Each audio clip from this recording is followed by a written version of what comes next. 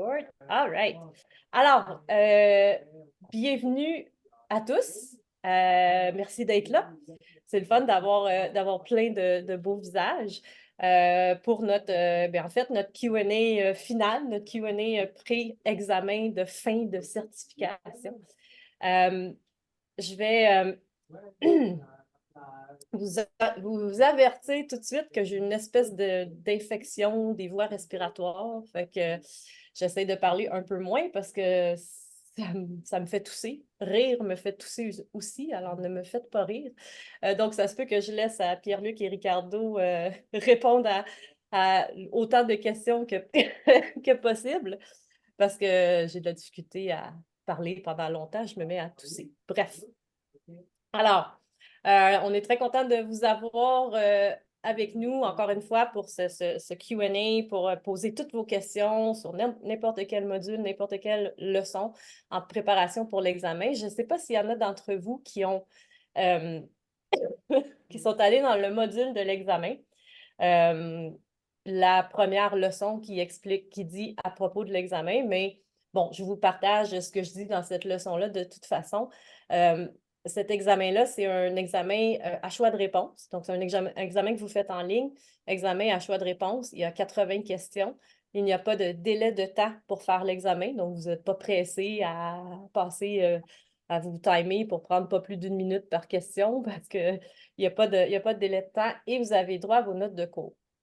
Donc, l'objectif de l'examen, c'est vraiment pour vous permettre de voir est-ce qu'il y a des questions avec lesquelles vous avez des difficultés, des questions que vous ne savez pas la réponse, vous échouez, etc., pour vous permettre de retourner sur cette matière-là, réviser et voir, encore une fois, est-ce qu'il y a quelque chose, est-ce qu'il y a vraiment un élément que je ne comprends pas, puis si oui, je vais revenir sur la communauté, poser la question et refaire mon examen, revalider mes connaissances, ainsi de suite. Donc, d'ailleurs, si jamais vous échouez, ou éventuellement, si vous voulez simplement revalider vos connaissances, ben, l'examen, vous pouvez aussi le refaire. Alors, sans plus tarder, je vous laisse à qui veut bien se unmuter et poser une question. Et on part comme ça, à moins que Rick, Pierre-Luc, est-ce que vous avez quelque chose à ajouter ou quoi que ce soit avant de démarrer? Prêt à prendre les questions. Prêt. All right. Roxane? Bonjour, j'espère que ça va bien. Bon, moi j'ai déjà passé l'examen, mais j'avais juste quelques questions au sujet de la périodisation. En fait, j'aimerais savoir si on veut augmenter sa masse musculaire, est-ce que en termes enfin, d'entraînement, ce serait mieux de faire, par exemple, des charges très lourdes avec des peu de répétitions ou privilégier les sports comme type Tabata, d'aller dans moins de l'intensité, mais plus dans la lourdeur du poids. En fait, des fois, j'ai un peu du mal à comprendre, est-ce que c'est mieux de faire peu de répétitions mais prendre des forces max ou est-ce que c'est mieux quand même d'aller sur l'endurance? Tout ça pour augmenter sa masse musculaire, j'ai un petit peu du mal à savoir, quel est le meilleur choix. Ce Pierre-Luc, que je veux-tu commence. répondre? Comment tu dis ça, Rick? Veux-tu répondre? Ouais, je peux commencer, puis tu complémenteras avec moi. En fait, il n'y a pas de bonne ou mauvaise réponse là-dessus, là. En fait, en entraînement, là, c'est surtout la variété des stimuli qui va t'amener à chercher un tout qui est plus optimal. C'est ce qu'on voit au niveau de la littérature, c'est que peu importe, indépendant de l'intensité à laquelle tu travailles, si tu te rends jusqu'à l'échec musculaire, les adaptations au plan structurel vont être similaires. Fait que tu peux travailler justement à du 15 répétitions comme à du 6. C'est des adaptations connexes secondaires à ta stimulation qui vont être différentes. Par exemple, que tu vas travailler plus dans le profil, admettons, endurance, ben, tu vas avoir des adaptations au niveau justement métabolique qui vont t'aider à être capable de mieux résister à la fatigue, être capable de mieux reposer, d'utiliser justement entre autres la filière énergétique en lien avec le système oxydatif pour produire l'ATP. Donc, puis de l'autre côté, à la gauche, en fait, du continuum, quand tu es un peu plus lourd, un 6 répétitions et moins, ben là, tu vas tomber plus dans des adaptations neurologiques. Fait que la réponse, c'est ni un ou ni l'autre, c'est la combinaison des facteurs. Il y a un stimuli qui est important néanmoins en entraînement qui va venir optimiser justement l'augmentation de la synthèse protéique puis les gains en hypertrophie. C'est en fait la mise en charge d'une fibre sous l'effet d'étirement. Donc, en fait, ce qui est important là-dedans, c'est le stress mécanique que tu appliques. Donc, une fibre musculaire qui est sous tension, mais en état d'étirement, va venir optimiser l'effet d'activation de la mTOR, qui, elle, va augmenter justement de façon plus significative l'augmentation de la synthèse protéique. Fait que ça reste un stimuli qui est, si on veut, important, donc un des plus importants, mais encore une fois, ce stimuli-là, à lui tout seul, si tu veux vraiment optimiser ton développement musculaire, il va falloir que tu le combines avec du travail qui est aussi orienté vers le profil plus métabolique, donc plus de temps sous tension, dans le profil plus lactique. La combinaison des deux va faire en fait que tu vas avoir un résultat qui est optimal. Tout le temps sur le contexte de l'exemple en fait de la plante, là, ben, pour que ta plante grandisse, elle prend de la terre, mais que j'ai de la terre qui peut représenter un peu en fait, le stress mécanique, donc le fait de tension de la fibre musculaire, puis le temps sous tension, le profil plus métabolique va représenter plus l'engrais que tu vas y mettre, donc les autres choses, donc l'eau, les engrais, pour l'aider justement à optimiser sa croissance. OK, ça marche. Merci. J'aimerais ajouter quelque chose. C'est juste que mon français n'est pas parfait, donc je vais essayer en français. Mais s'il y a quelques mots que je dis en anglais, désolé pour ça. OK? No, that's okay. I got your back, Eric. OK, j'apprécie. Donc, pour moi, quand je fais comme la musculation pour vraiment l'hypertrophie des muscles, je pense moins à comme nécessairement changer mes répétitions pour que ça soit plus endurance et plus la force. Comme je le fais, oui, mais pour l'hypertrophie, ce que je vais comme périodiser, c'est plus le volume de l'entraînement. Donc, ça se peut que, mettons, semaine 1, 2 et 3, je vais faire je sais pas, 7 à 8 séries par muscle environ. Et comme la troisième, quatrième semaine, je vais ajouter un autre série de volume. Donc, c'est plus ça que je vais périodiser dans mon programme pour que je peux comme maximiser mon volume avec le temps pour maximiser mon récupération. Et then, quand je suis à la fin, comme quand je suis pas capable de bien récupérer, je me sens un peu plus fatigué, c'est là que je vais prendre une semaine que peut-être je vais faire la moitié de le volume avec le même poids que j'ai fait. Donc, je garde la tension, mais à place de faire 6 séries, peut-être la cinquième semaine, je suis à comme 6 séries pour juste un exercice, je vais être à juste 3. Et Donc, oublie pas. Oui. quand tu dis tu fais 6 séries, dans tes séries, tu fais combien de répétitions à peu près? Ben, OK, très bonne question. Donc, pour ça, pour l'hypertrophie, je vais choisir un série, like a set and rep scheme, qui pour moi, je sens mes muscles bien travailler. Donc, mettons, je fais un hack squat. J'aime pas faire des hack squats pour 4 à 6 répétitions parce que je le sens plus dans mes genoux, dans mes hanches, je le sens dans mes os, pas vraiment les muscles. Donc, pour un hack squat, j'aime faire plus, mettons, des 8 à 12. OK, des 15 à 20, je le sens moins parce que ça brûle un peu trop, donc je ne peux pas vraiment maximiser la tension. Donc, j'aimerais mieux que tu choisis like a set and rep scheme qui, pour toi, tu sens bien les muscles travailler, à place de juste penser, oh, il faut que ça soit lourd ou oh, il faut que ça soit comme plus Ouais, endurance. Comme OK. oui, tu peux. Like, c'est important aussi de changer un peu to change your set and rep scheme, but the best thing is pick something you enjoy and you feel your OK. body working. Puis, toi, dans ces, répétitions, ta force max, c'est quoi? 70%, 80%? C'est quoi la question? Désolé. Ta force max, quand tu fais tes répétitions, tu fais OK. 80% de ta force max, Ben, 70%? c'est ça, ça va dépendre, it's gonna depend on the set and rep scheme. Donc, mettons, si je fais un 8 à 10, ben, je vais choisir environ 75%, Mmh. you know? OK, ça marche.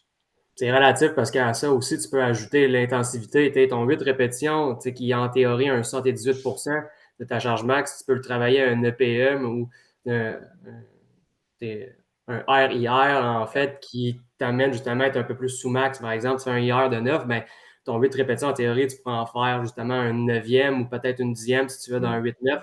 Fait que tu peux moduler ça, mais ce qui est important en entraînement pour créer des adaptations, c'est de créer une surcharge progressive. Fait qu'indépendamment de où ce que tu travailles comme zone, c'est que à l'intérieur d'un même programme, c'est que tu modules, comme Rick disait, le volume, l'intensité, les différents paramètres d'entraînement. Ça peut être le temps de récupération, tu peux jouer un peu avec le temps de tension. Il y a plein de façons de juste jouer un peu avec le stimuli pour créer de la variété. Puis à partir de là, c'est de moduler dans le temps avec ta périodisation les types de stimuli que tu vas aller chercher. Parce que, encore une fois, tu peux aller chercher des gains en hypertrophie dans des charges relatives qui sont plus importantes, en haut en bas d'un 6 répétitions. C'est pas les adaptations majoritaires, mais ça se fait quand même. Mais ton corps va s'adapter à ce que tu lui donnes, puis il faut que tu lui changes un minimum le stimuli. Rick, il dit, son 8 répétitions, là, il reste tout à près dans la même intensité relative, right? Mais probablement que ses méthodologies changent, son split d'entraînement change, sa modulation, l'exercice vient en premier, vient en deuxième change pour créer cette variété-là. Fait que la variété n'est pas juste en termes d'intensité de rep shame, mais va être aussi en termes de modulation dans une même séance ou d'alternance entre les blocs d'entraînement. Ouais, je Un bloc comprends. qui a plus d'isolation, plus de multisegmentaire, ou ce que tu places ton isolation. Fait qu'il y a plein de façons différentes de créer cette surcharge-là, mais ça répond toujours au principe de surcharge progressive. Ton corps s'adapte à ce que tu veux soumettre, puis si tu continues à progresser, il faut que tu crées une surcharge. OK. Ben, merci beaucoup.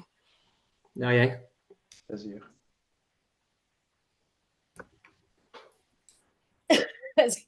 Pardon. Est-ce qu'il y a une autre? Ça commence bien, je unmute puis je tousse. Est-ce qu'il y a une autre question? Isabelle, vas-y. Excusez, désolée, mon bureau est très éclairé. Moi, j'ai une question par rapport à l'examen. J'ai vu qu'il y en avait deux. Est-ce que je me suis trompée? Parce que j'ai vu certification entraîneur privé, puis si je descends plus bas, j'en vois un autre. Est-ce que je me suis trompée? C'est pas supposé, je vais aller vérifier, mais moi, j'ai fait tous les tests. J'ai évidemment testé les examens à l'intérieur d'un compte utilisateur, là, d'un compte utilisateur que je me suis créé et tout fonctionnait. Donc, normalement, il y a un seul, quand tu rentres c'est la leçon 2 du module 12.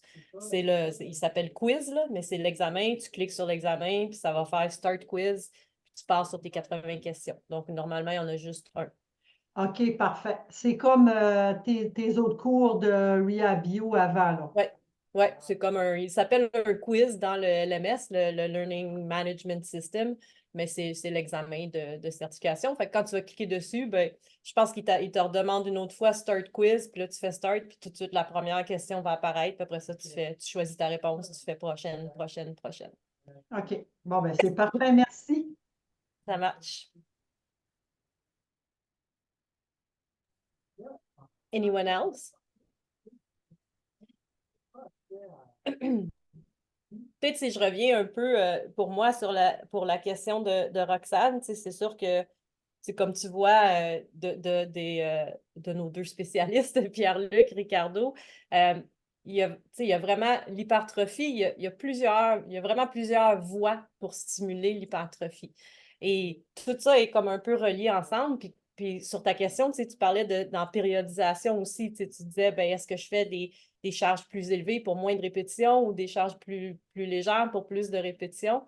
Puis bon, il y a le côté aussi de ça dépend. Si tu pars avec quelqu'un qui ne s'est jamais entraîné, ben, même si tu pourrais aller chercher de l'hypertrophie avec des charges plus élevées, moins de répétitions, cette personne-là ne sera pas en mesure nécessairement de handle ça. Donc, tu vas passer premièrement par les phases qu'on a vues dans la périodisation, où est-ce que oui, tu vas travailler avec des charges moins élevées, avec des répétitions plus contrôlées, du temps sous tension plus long, qui veut pas, ben, initialement, va avoir un impact sur acquérir la technique, acquérir le contrôle moteur, acquérir le mind-muscle connection pour venir recruter les muscles. Puis après ça, ça va permettre de transférer vers la capacité de gérer des charges plus lourdes. Fait que c'est comme c'est un peu comme un continuum, un peu comme le continuum des reps, quoi. Puis comme Pierre-Luc disait, tu as des adaptations primaires puis des adaptations secondaires selon le range de répétition que tu choisis finalement, mais tu as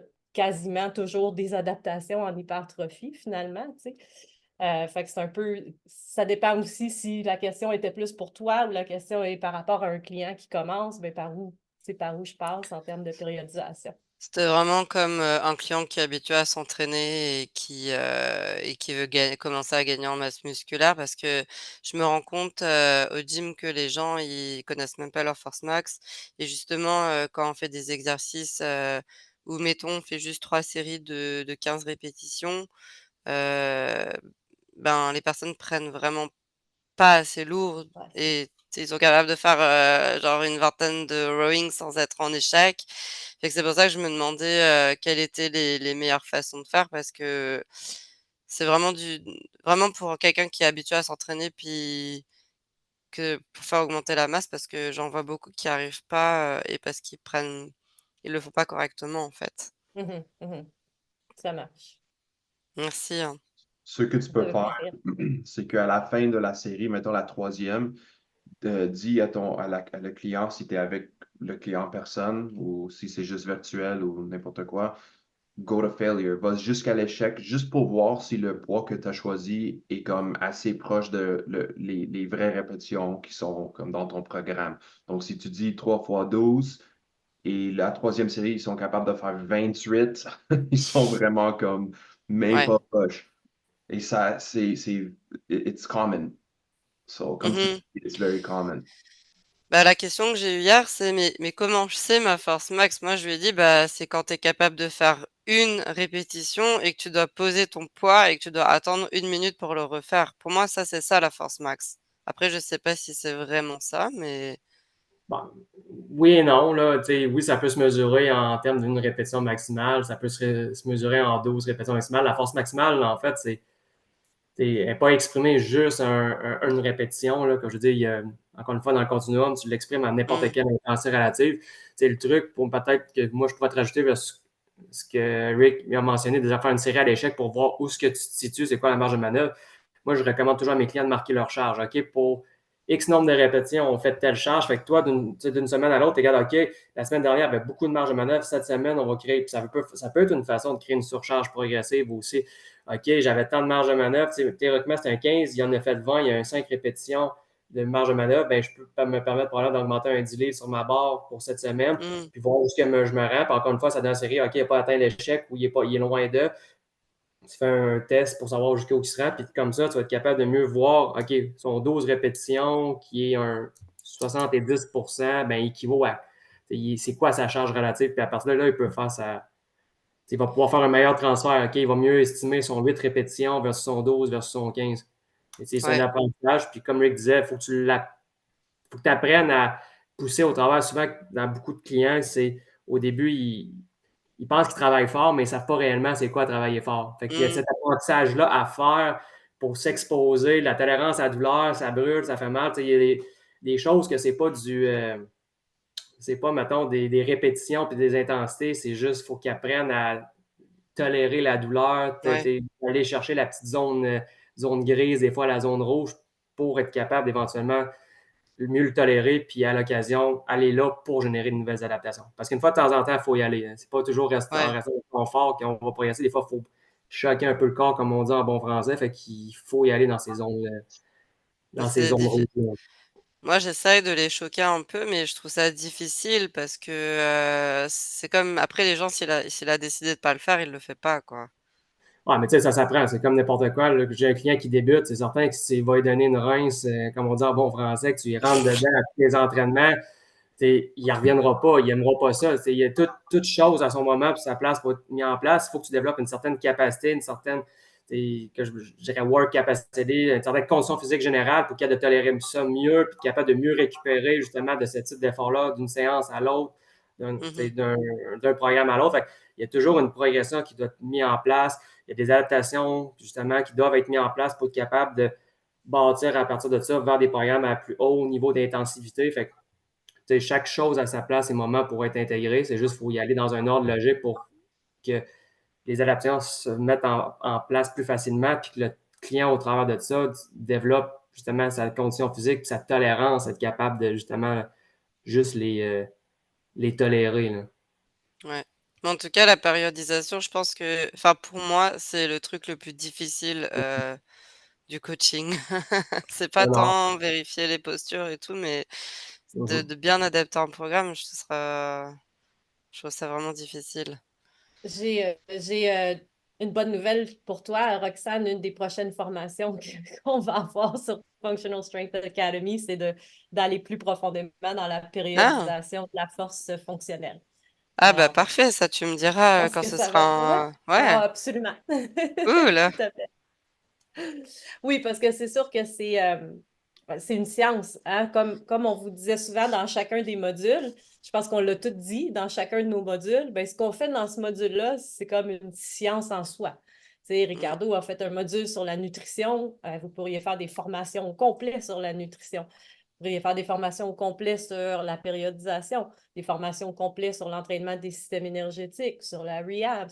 Donc, toutes ces affaires-là, c'est toutes des grosses sciences, mais là, qui sont vues de façon très, très globale pour vous amener tous les outils. Mais dans tous les outils, on peut aller chercher encore plus de connaissances et de savoir-faire. Et je pense que les trois, on vous a toujours dit, continuez à vous former par la suite. Hein, ça s'arrête pas ici. Mais je pense que d'avoir les bases solides, c'est important. Puis justement, ça te permet, comme pour toi, Roxane, de faire comme, bon, moi, je pense que avec quoi j'ai le plus de difficultés, c'est la périodisation. Fait que je vais continuer à lire là-dessus, je vais continuer à me former là-dessus, je vais continuer à aller chercher des informations. Alors que, par exemple, mon anatomie, ça va bien, ça passe bien, je comprends. Fait que, Ouais. c'est vraiment ça le but. Puis c'est le but de l'examen aussi, c'est de voir, ben là, les questions avec lesquelles j'avais de la difficulté, c'était toutes les questions sur les systèmes énergétiques ou sur ci ou sur ça. Donc, c'est vraiment ça le but, en fait, de tout ça. Et au début, quand vous avez commencé, parce que moi, j'essaie de me baser sur, moi, tu vois? Genre sur mes expériences, à moi, mais vous faisiez ça aussi? Excuse-moi, j'avais quelqu'un qui me parlait en même temps. Moi, j'essaie de me baser sur moi parce que je connais très bien, ce que je dois faire, je connais très bien mes forces max, je sais très bien c'est quoi mon échec, je sais très bien quand est-ce que je peux aller dans la zone rouge. Donc j'essaie de me baser là-dessus, Ouais. parce que je me dis: «Bon, bah, c'est quand même une façon de faire». Mais vous avez fait comment au début pour Ben, savoir, c'est sûr que c'est l'avoir de l'avoir fait, de l'avoir ressenti, c'est important parce que ça te permet de mieux l'expliquer. Par contre, tu sais, quand on dit j'essaie de faire comme avec moi, ben, c'est sûr que tes clients n'ont pas les acquis que toi tu as. Tes clients n'ont Ouais. pas Donc, toi, quand tu construis ta périodisation pour ton client, ton but, c'est de leur donner ça. Donc, en Mmh. particulier dans les premières phases, puis là, quand on dit on travaille au début du continuum avec des charges plus légères, plus de contrôle, etc., ben, c'est pour aller chercher cet élément d'apprentissage-là dont les Ouais. gens ont besoin. Mais c'est sûr que Mmh. toi, l'ayant vécu, ben, c'est important parce que ça te permet de mieux l'expliquer, mieux comprendre, mieux donner des consignes aux clients, mieux, mieux mettre ton feedback tactile à la bonne place parce que tu connais les Ouais. mouvements, tu connais le ressenti qui devrait être là, puis c'est ce qui te Mmh. permet d'enseigner à tes clients. OK. Bah, merci J'ajoute beaucoup pour, ça. Oui. Ouais, ajouter à ça, en fait, comme May disait, en fait, c'est que ça te permet aussi de mieux paramétrer les méthodologies que tu donnes. Parce que si tu sais que tel type d'enchaînement ou telle méthodologie combinée te donne tel niveau de fatigue, ben, tu es capable de mieux savoir, OK, je la mets dans quelle proportion, où je la place dans l'entraînement, puis dans quel cycle d'entraînement aussi. Ouais. C'est comme dans la périodisation, mais oui, le meilleur école, le meilleur laboratoire, ça reste toi. Tu es mieux de faire des niaiseries, comme on dit, sur toi en premier avant de les donner à un client pour pas que ton client devienne un cobaye. Puis, tu sais, moi, ça fait partie du tout, mais il y a toujours une différence entre toi et ton client, comme il disait, parce que toi, comme je dis, chaque individu a un profil qui est différent puis il ne répondra pas de la même façon à certains types de stimuli. Fait que c'est tout en ça qu'il faut faire attention. Tu sais, tout le monde ne part pas du même niveau, tout le monde ne part pas avec les mêmes acquis. Fait que ce que toi, tu t'administres actuellement ne va pas nécessairement être ce que tu vas administrer à un client qui présente à la limite même dans un contexte qui a le même niveau que toi, même année d'expérience d'entraînement, ben, ça ne veut pas dire qu'il va répondre de la même façon au même type de stimuli. Fait qu'il faut toujours faire attention là-dessus. Il y a toujours, tu prescris en fonction des informations que tu as, mais il va peut-être falloir dans le processus qu'une fois que tu es prescrit en fonction de comment est-ce que le client réagit, que tu fasses un petit step back puis tu réajustes. Parce que le problème, c'est pas de pas d'être justement target la première fois que tu prescris en fonction de tes objectifs et la réponse du client. Ce qui est important, c'est que dans le contexte que tu prescris puis tu vois que ça ne fonctionne pas, ben, c'est de faire ton step back, Ouais. réajuster la prescription Mmh. pour s'assurer que tu rencontres tes objectifs, ou du Ouais, moins les bien objectifs sûr. du client. OK. Merci. Est-ce que ça suscite de nouvelles ou d'autres questions? Sinon, les gars, est-ce qu'il y avait des questions sur la communauté? On avait comme pas mal répondu à toutes, mais je ne sais pas s'il y en avait récemment qu'on aurait voulu partager. Je pense qu'on les a partagés dans le dernier Q&A, je crois. Bonjour. Il y a Il y a- quelqu'un? Oui, bonjour, oui. Je sais pas si vous m'entendez bien. Yacine? Oui, c'est ça, oui. Oui, Vous on t'entend. m'entendez ou pas trop? Oui. Parce Oui, qu'en fait, je oui. suis à un rendez-vous contrôle technique, mais je participe aussi en même temps à la réunion, quand même. Et, euh, et ben, j'essaie de faire les deux en même temps. Moi, j'avais des questions. Je voulais vous demander par rapport au lactate. En fait, au niveau physiologie, on sait le faire aussi intervenir en musculation. Ça veut dire à partir, par exemple, je sais pas si on est entre 15 et 20 répétitions. Ben, justement, à partir de là, est-ce que euh, bah, on avait vu en physio que le lactate, en fait, c'était quelque chose qui pouvait aussi avoir beaucoup plus d'effets bénéfiques. Et je voulais savoir si en musculation, bah, ça marchait aussi comme quand on fait du running. C'était ça ma question. Ben, si je commence, mettons, en répondant, tu sais, le lactate représente en fait un substrat énergétique que tu peux utiliser pour produire l'énergie. Fait que, tu sais, le corps, peu importe la source d'énergie qu'il va utiliser, il faut qu'il produise l'ATP pour qu'il produise la contraction musculaire. Fait que, tu sais, oui, le lactate, même dans ce contexte-là, peut servir en fait de substrat énergétique pour s'amener jusqu'à une certaine proportion. Fait que, je ne sais pas si ça répond grosso modo à la question, là, mais il faut toujours voir toutes les filières énergétiques, tous les substrats énergétiques vont utiliser en même temps, indépendamment de la nature de l'effort. C'est dans les proportions que tout ça va changer. Mais le but ultime, c'est de produire de l'ATP et la contraction musculaire. Fait que, je veux dire, selon la nature de l'effort, ben, ça va varier justement en termes de proportion, lequel qui va contribuer davantage à ça, mais de façon générale, l'ensemble des filières sont présentes. En fait, tu vas utiliser du lactate, tu vas utiliser du glycogène ou du glucose, tu vas utiliser des acides gras. L'ensemble des substrats, en fait, sont impliqués via l'ensemble des filières énergétiques aussi. Et en fait, par rapport à ça, est-ce qu'il y a un moyen de le savoir, nous, en musculation? Est-ce qu'on doit, par exemple, à un moment donné, se dire, ah ben si je dépasse les 15 répétitions, je commence à solliciter justement ce substrat-là qui peut nous aider justement dans la performance ou pas?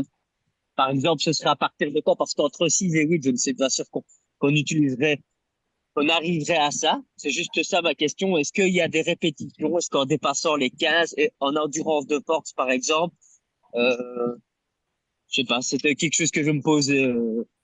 Ben, c'est certain qu'il faut que tu ailles en fait, le profil lactique si tu veux utiliser le lactate. S'il n'y en a pas de produit, tu n'en auras pas à ta disposition pour être capable de le recycler et de reproduire justement du glycogène, puis après ça, le réutiliser pour ta production de ton ATP. Fait que c'est certain, il faut que tu ailles dans un profil où le temps de tension est assez important. De façon générale, dans le profil, mettons plus lactique, hypertrophie, on parle d'un 30 à 70 secondes-ish. Fait que si normalement tu tournes aux alentours de ça, tu vas être capable de générer normalement assez de lactate pour en réutiliser dans une certaine proportion. Mais oui, c'est certain que si tu fais du 1 RM ou du 5 répétitions et moins, ben, tu n'auras pas un gros lâchement de lactate parce que la filière énergétique qui est principalement impliquée va être la lactique. Donc, sans présence justement de production de lactate. Fait que, tu vas influencer justement ta capacité si on veut, biaiser le système énergétique ou la filière utilisée via ton temps sous tension, entre autres, la nature de l'effort que tu vas faire. Mais tu sais, tu peux pas en fait paramétrer ça à 100% là, parce que ça prendrait, mettons, des biopsies musculaires, ça prendrait en fait, dans des laboratoires, oui, dans certains contextes, oui, tu peux faire, mettons, des lactémies à l'effort pour savoir combien tu es dans un profil lactique ou non, mais là, comme je dis, dans un contexte d'entraînement, ça devient un peu plus complexe, là. Et j'avais compris, je ne sais pas si, je ne suis pas certaine que j'avais 100% bien compris la question, mais il me semble, Yacine, que tu as parlé de running, donc de course à pied. Et donc, est-ce que je peux paramétrer ma musculation pour fitter avec mon profil de running? Et est-ce que ça veut dire que c'est à 15-20 répétitions que je vais avoir un profil plus lactique et que ça va fitter plus avec la course à pied? Est-ce qu'il y avait un peu de ça dans ta question ou j'ai... Ouais, ouais, totalement. Ouais, voilà, c'est vraiment ça ma question. C'est, on peut avoir des profils qui sont, ben voilà, peut-être des gens qui travaillent beaucoup plus l'endurance. Et je me suis dit, bah, s'ils viennent faire la musculation, est-ce que eux, ce serait pas plus adapté pour eux? Ils vont quand même travailler la force, mais ils veulent pas prendre de poids forcément. C'est pas qu'ils veulent devenir des strongmen, c'est pas qu'ils veulent, enfin voilà. Et je me dis, est-ce que pour eux, ce serait pas plus adapté, ben, d'avoir, alors peut-être un test de lactésémie, comme il dit Luc, qui l'a dit, ben alors là, ce serait plus poussé, mais oui, c'est vraiment ça, oui, tu as compris, c'est à peu près Je ça. pense Donc que moi, je ne sais pas. il y a une couple de possibilités à ce niveau-là, puis ça peut dépendre des lacunes de la personne. Fait que si on prend la personne qui fait de la course de la course à pied, ben, si sa lacune, c'est dans sa capacité à travailler dans cette zone-là, ben oui, tu peux manipuler. Par exemple, tu peux faire un entraînement des systèmes énergétiques en utilisant des mouvements musculaires. Et oui, dans ce sens-là, probablement que, puis Pierre-Luc, tu me corrigeras si je me trompe, mais probablement que tes répétitions vont être c'est plus élevé que des répétitions lourdes avec des répétitions basses avec charge lourde. Cela dit, c'est sûr que entraîner la force, comme si tu as des augmentations en force max, tu vas avoir des impacts sur ton endurance. Donc, si l'objectif, c'est d'améliorer l'endurance, le travail en force max va être important. Si l'objectif, c'est la capacité de travailler proche de, voyons, Seuil lactique. anaérobie limite, ouais. Ouais. Ben là, tu vas manipuler différemment tes paramètres de musculation. Donc, il peut y avoir plusieurs options. Ça va vraiment dépendre de qu'est-ce qui est à travailler chez cet athlète-là. En effet, dans un contexte-là, c'est aussi, je travaille beaucoup avec mes athlètes d'endurance, vélo, course à pied, etc., dans un contexte de force maximale puis de pliométrie. Parce qu'au-delà de ça, j'ajoute surtout sur l'économie d'énergie, l'économie de locomotion. Quelqu'un qui est plus fort va nécessiter une contraction musculaire qui est moins importante pour se mobiliser, va créer moins d'occlusion vasculaire, moins de déficit en oxygène, il va être capable de maintenir une vitesse, une intensité qui est plus élevée plus longtemps. Mais comme n'importe quoi, comme n'importe quelle adaptation, c'est comme je dis, si tu vas développer ce que tu entraînes. Si tu travailles dans ton seuil lactique, tu vas apprendre dans ton corps à être plus efficient à utiliser le lactate, tu vas être capable de travailler des intensités lactiques plus élevées avant de devoir ralentir la machine, puis là, pour reposer sur une autre, en fait, filière énergétique. C'est toujours ça, parce que si tu es au seuil lactique, ou ce que là, ta production de lactate est plus importante, c'est parce que tu es dans un profil, comme je dis, où tu utilises un peu plus le glycogène musculaire. Fait que rendu à un certain point, quand je dis ton corps va vouloir se préserver, puis tu n'auras pas le choix pour continuer à la même intensité à reposer, ou du moins à continuer à bouger, de reposer sur une autre filière énergétique. Fait que je dis c'est un tout. C'est pas juste l'entraînement d'une filière qui va faire que tu vas performer le mieux, c'est l'ensemble des filières, en fait, s'associer pour avoir un output au bout du compte qui te permet d'avoir une intensité relative qui est plus élevée, puis de préserver tes réserves énergétiques. Ça passe entre autres via la force maximale, les autres qualités aussi dans le profil alactique. Et même de l'autre côté, dans le profil plus aérobie, où ce que là, la vascularisation, etc., va avoir cet effet-là aussi positif. Là. Ah ben, oui, ça vraiment par rapport à la formation et par rapport à ce que j'avais déjà un peu lu et tout. Je sais que on n'entraîne pas une filière, quoi. C'est un métabolisme énergétique. Donc, c'est pas parce que je fais 15-20 répétitions que je vais entraîner que cette filière-là. Non, je sais que on va entraîner, comme vous l'avez expliqué à un moment donné dans toutes les vidéos, et vous avez bien répondu toi en disant que si même je m'entraîne, ben, je vais quand même me muscler, je vais quand même entraîner tout le métabolisme énergétique. Quoi. J'entraîne pas que un. Maintenant, il y en a un qui va prendre plus le dessus, quoi. C'est certain. Si je fais que des 15-20 répétitions ou je fais que du 1 à 6 toute ma vie, on va dire ça comme ça, bah, il y a toujours un qui prendra plus le dessus, quoi, je veux dire. Mais ça, oui, ça, c'est vraiment bien, enfin, vous m'avez bien expliqué et tout. Et un autre truc que je voulais savoir, mais c'est par rapport aussi à la nourriture. Bah, Ricardo, peut-être qu'il fait. En fait, j'ai appris ou j'ai entendu que les protéines mélangées à du sucre, par exemple, je ne sais pas si je mange du poulet miel, allez, on va dire ça comme ça, ben, que les protéines et le sucre faisaient pas super bon ménage et qu'on pouvait justement avoir, ils disent que c'est glyqué, quoi. Ça veut dire que c'est comme euh, quelque chose qui, l'acide aminé n'est pas totalement pris en son compte, donc on l'a pas totalement. Je voulais juste savoir ce qu'en pensait Ricardo par rapport à ça. Parce que niveau nutrition, enfin c'était un truc que j'ai adoré, tout ce qu'il a dit.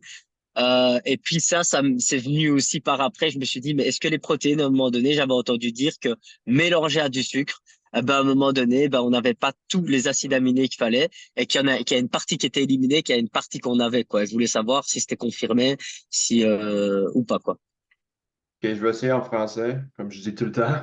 Mais c'est vrai que quand tu cuisines avec, mettons, la viande et du sucre, il va avoir un effet qui s'appelle, comme tu dis, glycation, qui est vraiment comme c'est pas bon pour le. It's really not a good thing that you want to have, this glycation. Donc, c'est quelque chose c'est mieux de vraiment comme, si tu veux manger quelque chose de plus sucré, comme mange-le, mettons, toute seule après un entraînement ou, pas avec la viande. Donc, ça, c'est quelque chose qui est vrai. C'est vraiment inflammatoire. Mais en même temps, je vais dire que euh, la chose le plus importante de savoir, c'est la dose, right? Donc, si ça, c'est quelque chose que tu fais de temps en temps, notre corps est, on est like, we can adapt to these things once in a while. Mais si ça, c'est quelque chose que tu fais comme à chaque jour ou, you know, multiple times in a day, ben, c'est là que je vais dire, OK, peut-être c'est mieux si tu manges juste la viande avec des légumes et si tu veux manger quelque chose de sucré, mange ça comme un autre temps dans la journée. Parce que c'est vrai, glycation is not good. Avoid it. Maintenant, même Merci beaucoup. Est-ce qu'il y avait une deuxième question? Maintenant, même une des autres formatrices a une question. Est-ce que c'est vrai aussi pour protein powder avec un jus sucré ou something comme ça? Ah, intéressant. You know what? I would have to look. Ou- hmm, I'm not sure. peut-être pas parce que c'est de la protéine, bref, ça That's m'est venu why. en tête. J'ai tout le temps comme pour ça, j'ai j'ai comme compris que c'était plus avec la viande, La viande, OK, surtout quand c'est cuisiné avec du sucre. Mettons, OK. ça c'est La vraiment chaleur, commun la avec. cuisson. Ouais. Yeah, exactly. C'est vraiment commun avec des recettes like asiatiques, que tu mélanges un peu de sucre avec la viande. Donc, ça, c'est quelque chose que. Avec tout. Yeah, exactly. C'est mieux de l'éviter, surtout si on veut toujours pousser pour meilleure santé. But for whey protein, that's a good question. Est-ce Probably que not. moi, j'ai une autre question par rapport à ça. C'est sûr parce qu'en fait, ça dénature en fait la protéine, fait qu'elle est moins bien absorbée, ou c'est parce que les deux vont, mettons, le glucide versus la protéine va, mettons, se compétitionner pour les récepteurs qui vont nous aider justement à les absorber au niveau du tractus intestinal? C'est même pas ça. It's glycation, which is like glycation is highly inflammatory, and c'est juste Yep. comme un effet chimique Yep. avec la protéine et le sucre. Mais au niveau de la question like, with your question, I wouldn't say that that's going to be a big issue parce que c'est souvent qu'on mange les glucides avec la protéine ensemble, mais c'est pas problématique. Donc, je pense pas pour ça, mais vraiment, c'est juste like the chemical reaction with protein and sugar together is creates glycated molecules, which are highly inflammatory. On l'a Un toujours grand dit, merci. la cabane à sucre, c'est mauvais pour la santé. C'est tellement bon.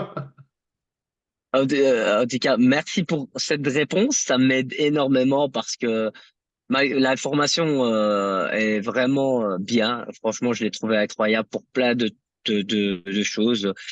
Et j'ai beaucoup de questions. Il y a sûrement beaucoup que je vais pas poser parce que j'ai oublié de noter. Mais cette question-là m'intéressait fortement. Et il y a une autre question sur ce qu'il vient de dire. Est-ce que les bienfaits, bon, on parle beaucoup de bienfaits du miel qui fermente parce que c'est du miel naturel et tout. Est-ce que oui, à petite dose, je pense que le sucre, moi aussi, j'aime bien. C'est quelque chose que je pense que tout le monde aime bien. À grosse dose, je ne suis pas sûr que ce soit bon. Ben, ça, c'est normal. On n'a pas besoin de sucre dans notre vie apparemment parce que notre organisme peut aussi en fabriquer.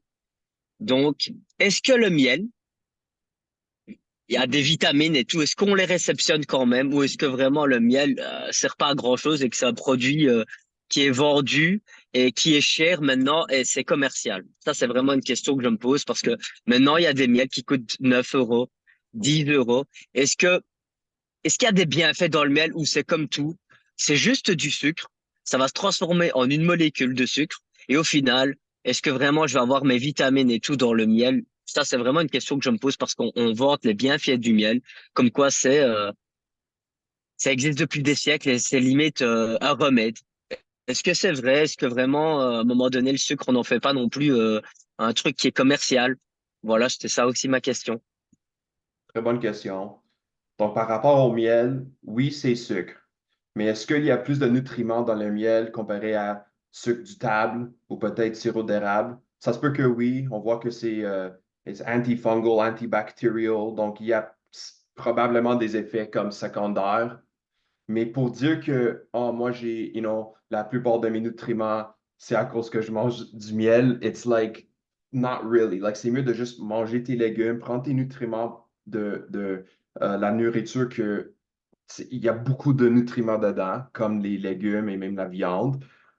Mais je veux aussi juste comme dire que de penser tout le temps que le sucre est mauvais pour nous, c'est pas une bonne façon de penser non plus. Parce que si tu manges bien, tu manges tes légumes, tu manges la viande, mais pour obtenir tes 3,5 mille calories, parce que tu veux vraiment comme prendre la masse musculaire, comme c'est ça que je fais. Moi, je mange environ 3 500, 3 600 par jour. Mais si je mange juste des bonnes choses, du riz, des patates, j'ai pas assez de, d'espace dans mon estomac pour manger clean tout le temps. Donc, pour moi, c'est mieux d'ajouter des choses qui ont beaucoup plus de sucre, comme le sirop d'érable. Ça, c'est quelque chose, même quand je suis lean à 8% de gras ou moins, je mange le sirop d'érable. Ça me stresse pas, ça me fatigue pas, j'ai pas des mauvaises choses de santé. I even test my blood sugar in the morning. It doesn't change anything à cause que 80% de ce que je mange, c'est plein de nutriments. Donc, si, oui, tu manges mauvaisement toute la journée, and then à la fin de la journée, tu es comme, oh, but now I want more sugar. It's like, okay, sure, but where's the rest of your nutrients? There's none, there's nothing. Donc, je pense que c'est juste contexte de la vie, contexte de la journée, contexte de la semaine. Est-ce que c'est correct de manger un peu de sucre pour t'aider à obtenir tes glucides pour tes macros pour la journée? Complètement oui, si tu manges bien le reste de la journée et tu prends tes aliments, nutriments des autres nourritures. Ok, un grand merci pour cette réponse. Je vois un peu plus clair. Je mange 80% bien et les 20% je mange pas bien. Donc ça va. C'était juste pour voir un peu. Ça répond à beaucoup de questions parce que je sais que le miel, le sirop d'érable, c'est pas des choses mauvaises. Non. Euh, on dit souvent, voilà, la banane, par exemple, on va prendre une banane, un jus d'orange. Ben, un jus, ça ne se boit pas. On le dit souvent, ça se mange parce que ben, si on le mixe, on perd toutes les fibres. Déjà qu'il n'y a pas déjà beaucoup de fibres, il y en a moins qu'à l'époque, et on sucre encore plus parce que ben, on enlève. Il n'y a plus grand-chose, quoi. Et souvent, ça. Les smoothies, c'est quelque chose, par contre, qui est pas toujours euh, très bon. Je le fais rarement aussi. Maintenant, une fois de temps en temps, comme tu dis, est-ce que c'est bon ou pas bon? Non, c'est pas mauvais si tu le fais une fois, 20%, mais si tu le fais 80% du temps, ben oui, je pense que là, comme tu viens de le dire, c'est pas très bon, quoi. Euh, Il y a des choses à... En tout cas, oui, voilà. Une autre question pour vous tous, parce que ben là, vous allez pouvoir m'aider. Moi, j'ai une vraie question, mais c'est pour moi, c'est personnel. Pour mon programme, j'ai du mal à m'y retrouver, quoi. Et j'ai des jambes que je veux muscler aussi, sauf que je suis perdu, je fais trop d'exercices et ça, j'en suis sûr. Est-ce que vous me conseillez de faire, quand je fais les muscles, donc les quadriceps, c'est 2 exercices, c'est 3 parce que moi, je m'y perds dans tout ça. J'en fais beaucoup trop, quoi. Combien d'exercices on doit faire à chaque groupe musculaire, on va dire ça comme ça, quoi, parce que Euh, ça, c'est la première question, peut-être. Et la deuxième question, je fais un entraînement qui est peut-être pas très bon. Je mets le soulevé de terre avec du hip thrust. Donc, deadlift avec hip thrust, c'est dans mon programme. Je fais les deux ensemble. Je sais pas si c'est bon ou pas. Voilà, ça, c'est mon autre question. C'est quoi les deux exercices que tu fais ensemble, hip thrust and? Deadlift. Ah. Deadlift. Et tu les fais Donc, je fais ensemble? ces deux-là. S'il vous plaît. Tu les fais comme en superset? En fait, ce que je l'ai fait, non. En fait, le deadlift, vu qu'il travaille quand même bien bah, mes ischios et tout ce qui est ischios, les fessiers, même les lombaires, un peu le dos aussi. Ben, en fait, je me dis, le hip thrust va venir tuer mes fessiers, quoi. Je veux dire, c'est pour ça que je le mets. Et mais je ne sais pas si c'est une bonne chose. Donc, pas du tout. Je ne sais pas du tout si c'est une bonne chose. Mais mettons, si ton but, c'est juste pour prendre la masse musculaire, ça peut être correct. Parce que oui, les deux mouvements sont les mêmes types de mouvements. It's a hip hinge. Mais la différence, c'est que avec un deadlift, tu vas avoir plus de tension dans les fesses en bas de le mouvement, donc plus étiré. Mais avec un hip thrust, tu vas sentir plus de tension dans la position contractée. Donc, ça peut être correct. C'est raisonnable de les faire, même dans la même séance, même s'ils sont les deux a hip hinge movement. Surtout si ton objectif, c'est la prise de masse musculaire. Il faut avoir assez de volume pour voir ces résultats-là. Pour répondre à ton première question, pour moi, ce que j'aime faire, à place de penser comme, ah, il y a combien d'exercices pour chaque muscle, moi, ce que je veux maximiser en premier, c'est mon effort pour chaque série. Donc, quand je commence un nouveau programme, j'aimerais mieux faire, mettons, 3 séries, mais de les faire vraiment comme il faut, de les pousser fort, à place de juste faire 4 ou 5 séries, mais les 2, 3 premières séries, j'avais un autre 5, 6 répétitions, RIR, in reserve. So, maximiser la tension pour chaque série avant d'ajouter des autres séries. OK? Et même des autres exercices. Parce que juste à changer ton programme, juste ça, c'est un nouveau stimulus pour ton corps. Donc, à place de faire un nouveau programme avec, 10, 12 séries pour chaque exercice, c'est bien trop. Tu ne vas pas être capable de marcher, ça va être trop stressant pour ton corps, ton système immunitaire. Donc, commence avec moins de séries and slowly build it up, slowly build up the effort pour chaque série, Ajoute plus d'efforts avec le temps et quand tu vois que tu es capable de récupérer, OK, c'est là que tu peux ajouter une autre série ou deux. Est-ce que j'ai Ok. répondu à toutes tes questions? Je pense qu'il y avait Oui, oui, oui, oui, oui, vous avez répondu à mes questions. Moi, parce que j'entraîne, mes entraînements, c'est la chaîne postérieure, donc c'est hip thrust, deadlift et traction. Je fais chaîne postérieure comme ça. Quand, par exemple, je dois entraîner, ben, mon programme, c'est comme ça que je l'ai fait pour essayer autre chose parce que je voulais renouveler ce qu'on voyait tout le temps. Donc je fais comme ça veut dire mon dos, vu qu'il est déjà sollicité, je remets les tractions aussi dessus. Donc voilà, ça c'est mon programme. Et quand je fais devant, je fais les quadriceps avec un développé militaire. Et ça, par contre, c'est ma deuxième question. Est-ce que quadriceps, développé militaire, ça marche ensemble? Ça, c'est mon autre question. Pierre-Luc, you want to answer? Moi, je vais répondre ainsi, tout peut se faire en entraînement. Ça dépend c'est quoi ton objectif. Puis encore là, c'est certain que les membres inférieurs sont impliqués dans un développé militaire. Fait que si tu veux optimiser ta stabilité et ta capacité de production de force pour le stimuler de tes épaules, est-ce que tu es mieux de les mettre peut-être séparément? Oui. Est-ce qu'ils ont un effet qui est significatif en termes, mettons, de transfert ou comme je pourrais dire ça, d'interférence? Ça reste quand même, justement, nuancé, puis ça reste quand même respectable. Il y a des méthodologies en entraînement qu'on a comme le GBC, que tu alternes entre un exercice de haut bas du corps avec une pause qui est très courte. J'ai plus le profil métabolique, aller chercher une composante aérobie au travers. Fait que, tout dépendamment, c'est quoi l'objectif qui est visé. L'enchaînement de ces différents exercices peut se faire. Puis là, il y a une composante aussi logistique où, OK, tu n'as pas beaucoup de temps pour t'entraîner, mais là, la combinaison d'exercices va t'aider à être capable d'aller chercher minimalement un volume qui va t'aider à progresser au niveau hypertrophie, mais en respectant ton temps, tes contraintes d'horaire, de temps, en fait, dans le gym. Fait qu'il y a beaucoup de choses, en fait, qu'il faut paramétrer, mais tout peut se faire en entraînement. Ça dépend toujours de l'objectif connexe, puis ça dépend aussi après ça des autres éléments que, mettons, au niveau logistique, ton temps que tu as à consacrer, ta capacité de récupération, l'achalandage de ton gym, c'est tout des intangibles qui sont moins paramétrés directement, mais qui vont quand même influencer ce que tu vas prescrire, puis la combinaison des exercices que tu vas aller chercher. Là.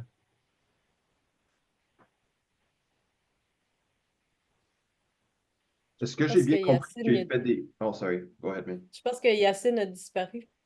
Oh non! Il a dû Ah, être there we go. déconnecté. Ah, il est revenu.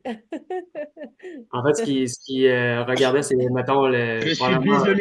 Je suis désolé, désolé, ça a coupé, mais j'ai entendu ce que vous avez dit. Parfait. Est-ce que j'ai bien Enfin, donc, compris j'ai que tu bien fais entendu. Désolé, vas-y. Donc voilà, je vous laisse parler. Voilà. OK. Je suis là. est-ce que j'ai bien compris que tu fais des squats avec overhead press? OK. Est-ce que la variation d'un overhead press que tu fais, est-ce que c'est debout ou assis? Je fais debout et assis. Je fais les deux. OK. Donc, la seule chose que je peux te aviser, c'est de faire, comme si tu veux mélanger ou faire un superset avec squats et overhead press, fais les overhead press assis. Parce qu'avec un squat, le bas du dos est très actif. Donc, il va y avoir fatigue comme après chaque série. Donc, si tu fais ton overhead press debout, qui demande beaucoup de ton lombaire et le bas du dos, la stabilité de toute cette partie de ton corps, mais tu es fatigué à cause de ton squat, ça va facilement, it's going to affect your performance and there's a risk of injury. So, c'est mieux, surtout si ton objectif, c'est la masse musculaire pour les épaules, mettons, ou peut-être les triceps, fais ton overhead press assis pour avoir le plus stabilité que possible. Et les deux exercices vont pas comme, there won't be any interference. Donc, Ok, ça va, merci beaucoup. ouais. Pierre-Luc l'a dit parfaitement. Like, tout est possible dans l'entraînement, surtout pour la prise musculaire. Tu peux faire n'importe quoi, mais c'est juste de penser, OK, c'est quoi la variation de mouvement que je vais choisir? C'est plus ça qui est important. Parce qu'il y a 1000 différentes façons de faire un overhead press. Donc, choisis celui-là qui est comme, moins interférent, I don't know if that's the right word, avec l'autre exercice si tu les fais comme ensemble. Qui crée moins d'interférences. Yeah, thank you. Je pense qu'il y avait Et Isabelle qui avait une question aussi. Oh, pardon. C'est juste qu'Isabelle a la main levée, avait la main levée depuis un bon bout. Oui, c'est en rapport avec la nutrition, l'alimentation. D'abord, merci d'arrêter de dire que tout est bon pour tout le monde. Enfin, ça fait des années que je me bats contre ça, autant au niveau de l'exercice que de l'alimentation. Ma question est plus personnelle. Est-ce qu'il existe une liste de qu'est-ce qu'on devrait manger, mais pas en termes de protéines, glucides et tout ça, mais en termes de vitamines, parce que là, je me suis complètement perdue. J'ai sorti tout ce que j'avais dans l'armoire, les anti-inflammatoires, les protéines, les BCA. Là, je cherche exactement la santé optimale pour le corps, mais il existe une liste de qu'est-ce que j'aurais besoin? Bonne question. Est-ce qu'il y a une liste? On peut probablement comme, penser des différentes légumes et différentes protéines ou n'importe quoi. Mais moi, je pense que ça va être un peu trop compliqué pour rien. It's not gonna help you. J'aimerais mieux que tu penses à manger, comme, ajoute, et tu manges des légumes, like, juste pour être sûr que tu manges des légumes, est-ce que tu manges de la Oui, protéine? oui, 6 portions de légumes par jour. OK, mais ça, c'est parfait. Si tu veux acheter un peu plus, tu peux. Si tu n'es pas sûr si tu manges assez de nutriments dans tes repas, tu peux prendre un multivitamine, un multivitamine qui peut t'aider aussi. Mais je ne veux pas que on pense qu'il y a un diète parfait. Parce que c'est la même chose pour un programme ou des exercices. Il n'y a pas un programme parfait. Ça va vraiment dépendre de la personne et leur capacité de digérer ce qu'ils mangent.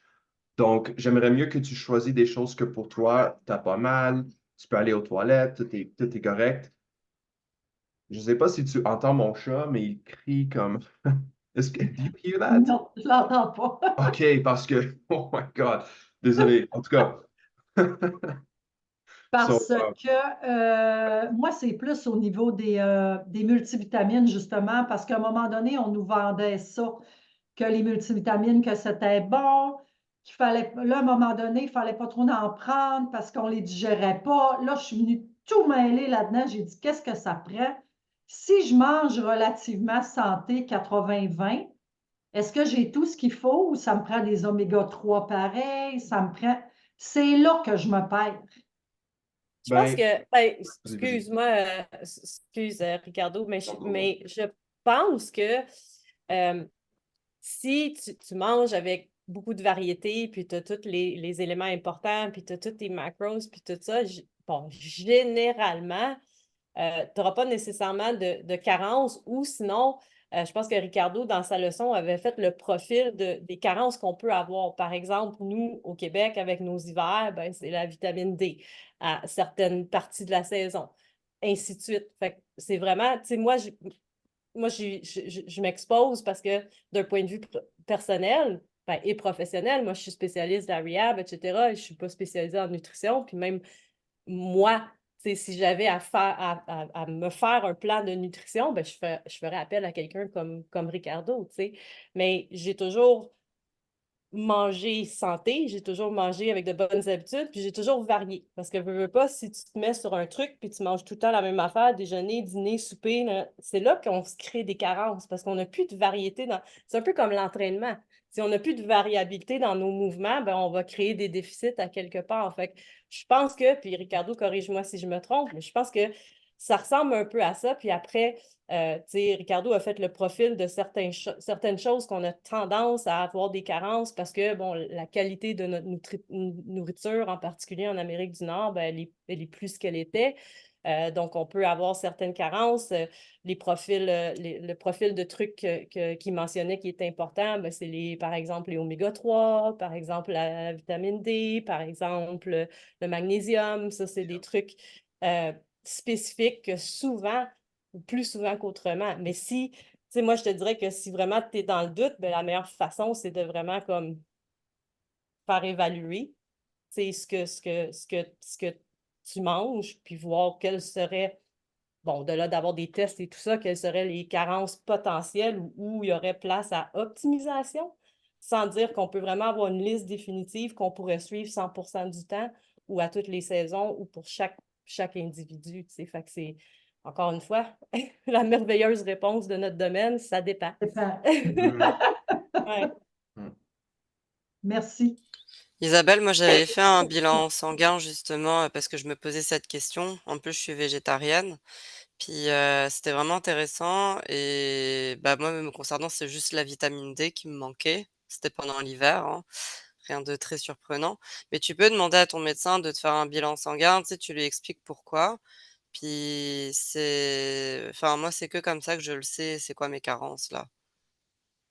OK, il m'en fait, je lui demande à chaque année et tout est beau tout le temps, tout est Bon, correct, mais je me demandais s'il n'y avait pas moyen d'optimiser.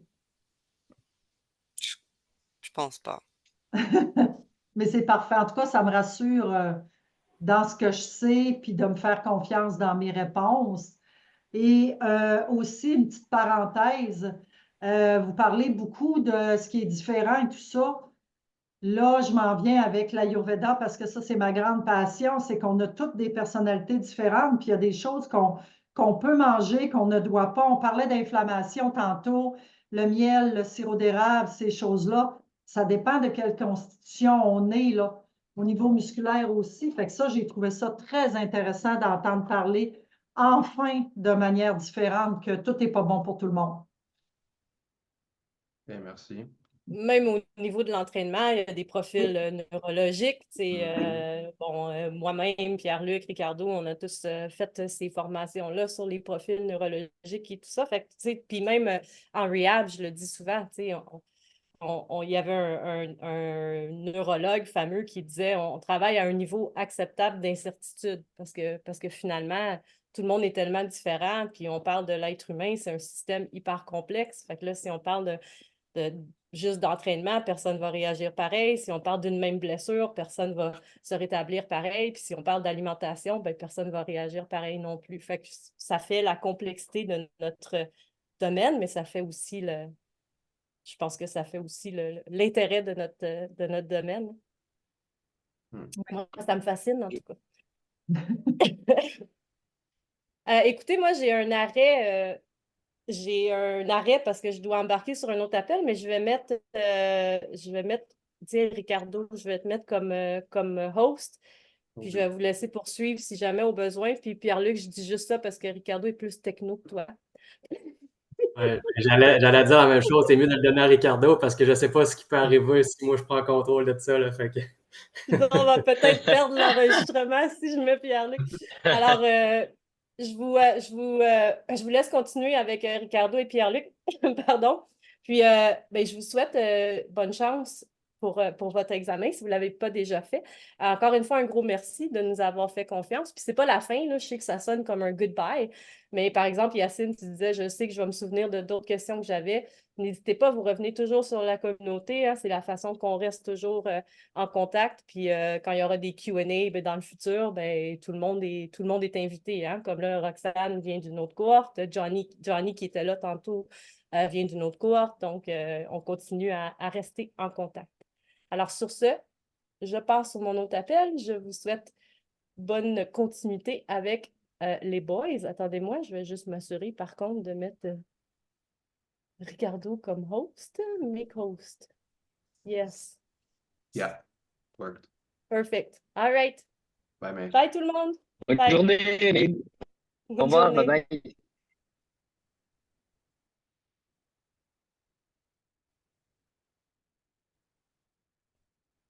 D'autres questions?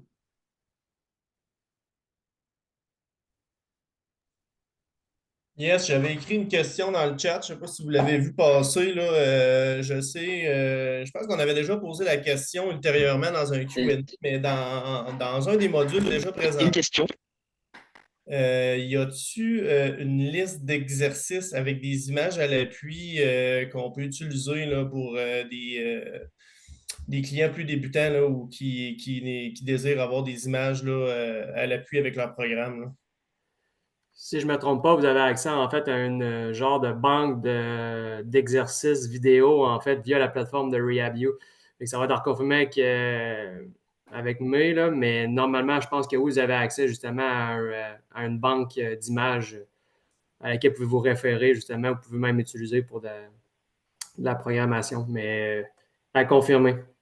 OK, c'est-tu dans un module en particulier qui est C'est ou pas dans un module. Non, c'est pas dans un module. Je pense qu'il y a un lien dans un dans le module. En fait, si je me trompe pas, je me rappelle bien, c'est que le lien est dans l'intérieur du module, mais ça vous redirige vers en fait une page connexe en fait qui est chapeaudée par Rehabio qui elle donne en fait une banque de données. OK, super. Je poserai, j'écrirai la question sur FSA là, pour que May puisse répondre. Excellent. Merci beaucoup. De rien. Moi, je voulais poser encore une autre question. Est-ce que vous m'entendez? Oui, ça lag un peu. Ah oui, pardon. Ouais, je suis en face de ça. Est-ce que vous m'entendez un peu? Oui, c'est mieux. Un peu mieux.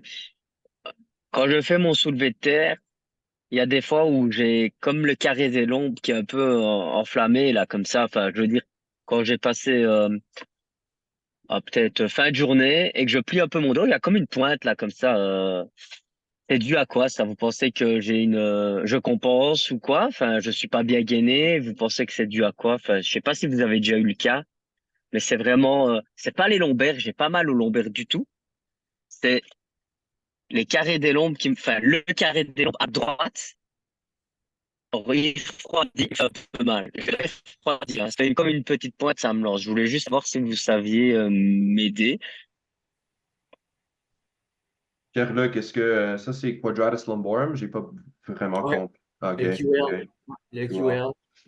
Mais ça peut être beaucoup de choses, là. Ça peut être un déficit de corps, mettons, au niveau oblique. Ça peut être un déficit de force au niveau du petit moyen fessier. Fait que ton carré des lombes peut compenser pour un manque de stabilisation au niveau de ta hanche. Ça peut être un problème de mobilité gauche-droite qui crée un effet de torsion dans la hanche. Fait que ça peut promener quand même de beaucoup de places différentes. Tu peux même promener des membres supérieurs. Ton engagement du lat qui n'est pas similaire ou manque de force d'un côté versus l'autre, ça crée un effet de cisaillement, un effet de torsion que ton corps va contrebalancer. Est-ce que c'est nécessairement, mettons, signe de blessure? Non, mais justement, dans un contexte que si tu augmentes l'intensité de façon plus significative, ça peut devenir un facteur limitant ou tu es prédisposé à avoir de la tension excessive ou même une blessure éventuellement. Fait que ça serait d'adresser, de voir pourquoi justement un côté plus que l'autre ramasse de la tension, puis de l'adresser justement en conséquence en ajustant à ta prescription. Mettre du volume, par exemple, en renforcement du fessier dans le cas où c'est le fessier ne travaille pas bien, retravailler sur le renforcement de ton lat si c'est par exemple un manque d'engagement au des membres supérieurs. Il peut quand même être beaucoup d'endroits différents. Là. Mais comme je dis, j'ai quand même, regarde ta mobilité à la hanche, regarde au niveau de la stabilité de ta hanche, regarde au niveau de ton corps ou tes membres supérieurs. Fait que, comme je dis, vu que c'est un exercice multisegmentaire, ça peut provenir de partout à l'intérieur de la chaîne. Mais comme je dis, les 4 régions que je t'ai ciblées ou les 4 éléments sont souvent les plus vus en fait en termes de problématiques qui mènent à ce type de tension-là au niveau lombaire / carré des lombes. Est-ce que ça fait mal après, comme, mettons, une journée de jambes ou c'est quand que ça fait mal? Ça fait mal après. Après, quand je fais les exercices, ça fait pas mal du tout. Mais par contre, quand ça refroidit et que je vais plier un peu mon dos ou que je vais me mettre, que je vais être tranquille, ben, c'est là que je vais sentir une petite gêne. Et ça disparaît après quelques jours. Donc, c'est vraiment pas grave, mais ça vient tout le temps. Donc, comme dit Luc, je compense sûrement quelque chose. Il y a sûrement quelque chose, bah, peut-être mon moyen fessier, peut-être ou peut-être que mes abdos, je sais pas. Il y a trop de choses. Ça, par contre, c'est vrai qu'il y a beaucoup de choses. Donc, Est-ce que tu fais des mais oui, ça étirements? fait un petit peu mal. Mais je m'étire, mais pas assez. Je m'étire, mais pas assez. Honnêtement, des fois, pour le Mais pas cul, beaucoup. mais moi, comme après une journée de jambes, comme hier, j'ai fait les jambes. Et quand je fais les jambes, je travaille fort. Comme mes séries sont dures. Donc, à la fin de la journée, je suis fatigué. Like, vraiment. Et le lendemain, comme aujourd'hui, je me suis levé et j'avais un peu comme. Je me sentis un peu tendu dans le QL, dans le dos, mais surtout QL. Donc, tout simplement, j'ai fait 2 séries de side plank de comme 30 secondes, juste pour comme activer un peu mon corps un peu. Et tout après, j'ai fait juste des étirements de même, comme vraiment pousser le bassin d'un côté, comme ça. Et ça fait vraiment du bien. Aucune sensation d'être tendu ou rien. Juste à faire un petit étirement. Donc, avant d'aller chercher quelque chose de trop complexe, juste faire un petit étirement, juste pour voir si ça fait du bien. Et si oui, great. Sinon, OK. Donc, essaye de voir si c'est quelque chose de plus intense que Ça ça. dépend toujours si c'est Oui, récurrent oui, aussi. Si ça revient toujours, à c'est- chaque fois que tu fais un entraînement, il y a quelque chose qui ne marche pas, là. Je veux Hmm. dire, si ça te soulage en faisant des étirements, ta mobilisation, un peu d'activation, OK, c'est comme toujours mettre un plaster sur une piscine qui coule, là. Fait que c'est juste que si c'est récurrent, c'est juste ponctuel, ça arrive à l'occasion pour une raison X, mais si ça revient récurrent, tu sais, à chaque entraînement que tu fais de bas du corps, là, il y a peut-être quelque chose justement à regarder ou du moins à évaluer de façon un peu plus approfondie parce que dépendamment, si tu restes dans une zone où ce que ton corps le tolère, c'est tel que tel, mais si éventuellement tu surpasses la capacité de tes tissus à gérer cette mise en charge-là asymétrique, ça peut pas me donner problématique, là. Hmm. Tu peux même Ok, ok. commencer tes journées de jambes avant de juste faire tes squats ou de réchauffer juste les jambes. Active ton corps. Like, fais comme 2, 3 séries de side plank ou mettons un suitcase carry que tu prends un dumbbell juste de un côté. euh, Pas aller au l'échec, mais juste de comme, de chercher cette capacité de bien contracter tous ces muscles autour de ton bassin, like your midsection, avant de commencer ta journée de jambes avec des squats et des lifts, et probablement tu vas sentir mieux à cause de ça. Just to include that as like a warm-up activation. Ça va, je vais essayer ça alors. Ça veut dire, je vais essayer tout ça. Comme ça, je verrai bien si ça va mieux ou pas. Voilà, moi, je crois que toutes mes questions, elles ont été posées. Normalement, j'ai plus rien. Good.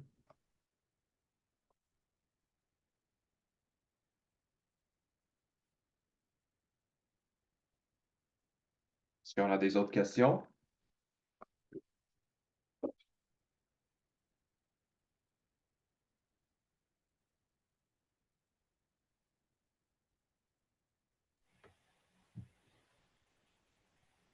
Non?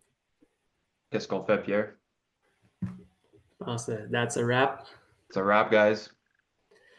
Encore une fois, on vous encourage. S'il y a d'autres questions qui sortent, la communauté est toujours présente pour ça, là. Donc, même pour échanger, si ce n'est pas une question, juste pour échanger sur certains sujets, ben, c'est toujours intéressant de le faire et d'avoir une opinion de plusieurs personnes.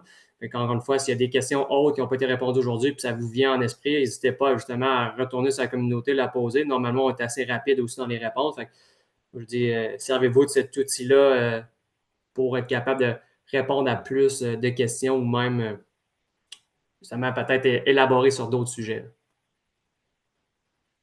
Merci tout le monde. Merci à tous, hein.